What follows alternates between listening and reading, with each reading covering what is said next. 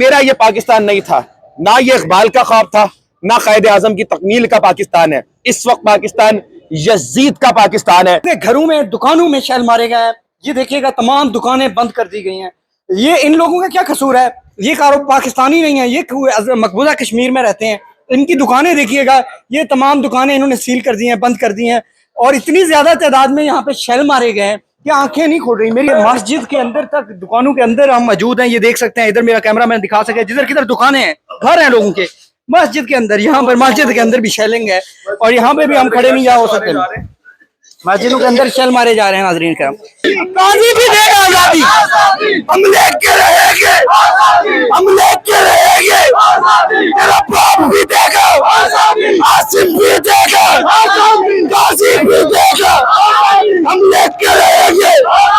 इमरान खान कारकुनान को गिरफ्तार किया जा रहा है। ये देख सकते हैं, एसपी सब खुद गिरफ्तार कर रहे हैं। नाज़रीन, तरीके इंसाफ के कारकुनान को शेल मारे गए, सीधे फैर मारे गए। ये देखिएगा लोगों की हालत जो है, ये देखिएगा, इनको शेल लगे हैं। भाई कैसे हैं? आपको शेलिंग की वजह से आपका जी सर, क्या हुआ है? क्या हुआ है? शेल क्यों मारे? आप तो पुरअमन लोग थे। हम तो पुरअमन थे। ठीक है, हमारा तो ऐसा काम ही कोई नहीं था। ना हमारे हाथों में डंडे हैं, ना रोड़े हैं, ना कोई क्लैशन कोपे हैं। हम तो अपनी आजादी के लिए आए हैं, हम तो किसी के लिए नहीं आए, अपनी आजादी के लिए आए हैं। और पुलिस वाले एजेंसियों के बंदे साथ हैं, बिल्कुल अमन थे।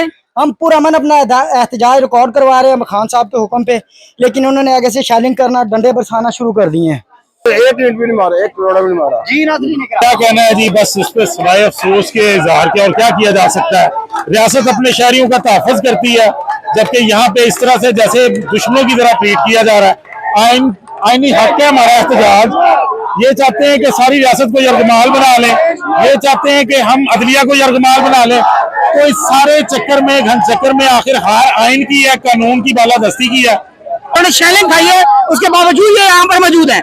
ये यहाँ पर, ये देखिएगा, शेलिंग खाने के बावजूद भी, यहाँ पर पुलिस के जबर के बावजूद भी यहाँ पर ये लोग इमरान खान साहब के, ये देखिएगा, बैनर इनके हाथ में है। अस्सलाम वालेकुम सर, शेल मारे गए हैं। शेल भी मारे गए हैं, फायरिंग भी हो रही है और जबरदस्ती दुकानें भी बंद कर रहे हैं। ये फसाइयत का जो आखिरी हमला है ना, ये भी नाकाम होगा।